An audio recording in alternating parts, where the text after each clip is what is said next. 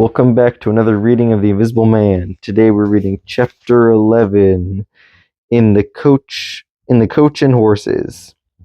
Now in order clearly to understand what had happened in the inn, it is necessary to go back to the moment when Mr. Marvel first came into the view of Mr. Huckster's window.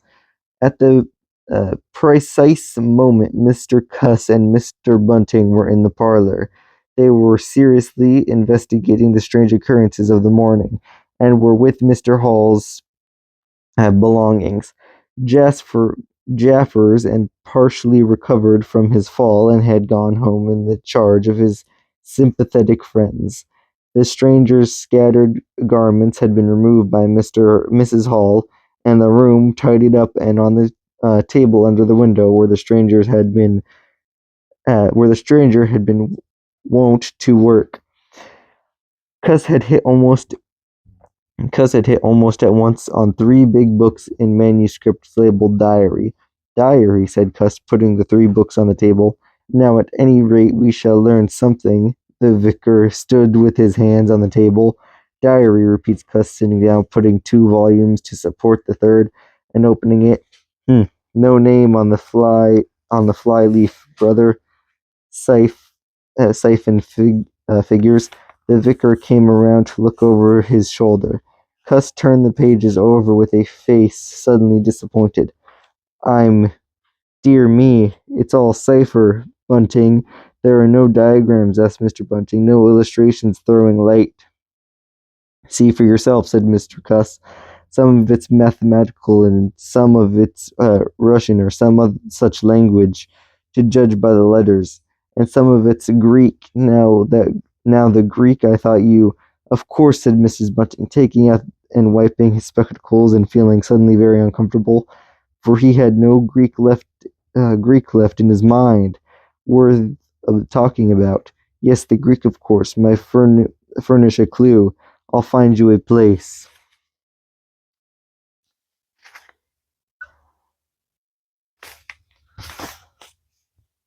I'd rather glance through the volumes first, said Mr. Bunting, still wiping a general impression first. Cuss, and then we can go looking for clues. He coughed, put on his glasses, arranged them fastidiously, coughed again, and wished something would happen to avert the seemingly inevitable exposure. Then he took the volume. Cuss handed him in a leisurely manner, and then something did happen. The door opened suddenly. Both gentlemen stared violently, looking around, and were relieved to see a sporadically rosy face beneath a furry silk hat. Tap, asked the face, and stood staring. No, said both gentlemen at once. Over the other side, my man, said Mr. Bunting, and please shut that door, said Mr. Cuss irritably. All right, said the intruder, as it seemed in a low voice curiously different from the huskiness of the first inquiry. Right you are, said the intruder, in the former verse. Stand clear, and he vanished and closed the door. A sailor, I should judge, said Mr. Bunting. Amusing fellows they are. Stand clear, indeed, a naturalical term referring to his getting back out of the room, I suppose. I disarray so, said Cuss. My nerves are all loose today. It quite made me jump, the door opening like that. Mr. Bunting smiled as if he had not jumped.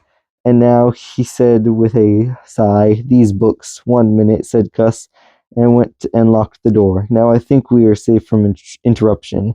Someone sniffed as he did so. One thing is indisputable, said Bunting, drawing up a chair next to that of Cuss.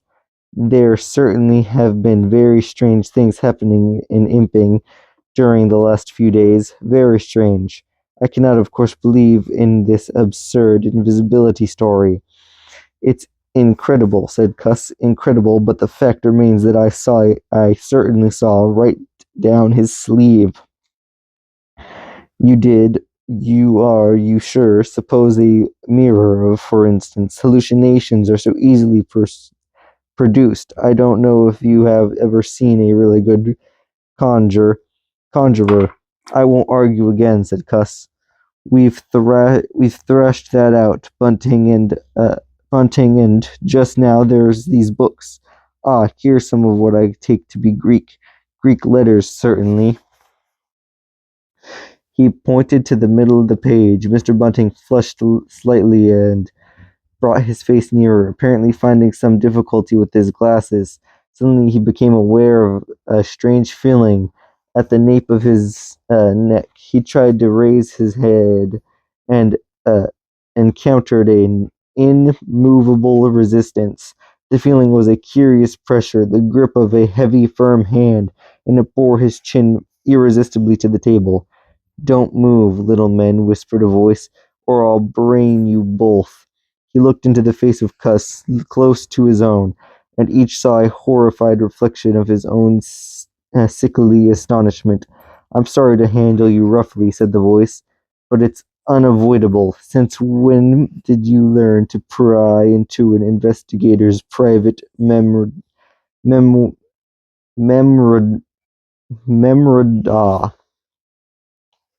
said the voice, and two chins struck the table simultaneously, and two sets of teeth rattled. "Since when did you learn to invade the private rooms of a man in misfortune?" And the concussion was repeated. "When they have where have they put my clothes?" "Listen," said the voice, "the windows are fastened, and I've taken the key out of the door. I'm a fairly strong man, and I have the poker handy beside the I have the poker handy besides being invisible.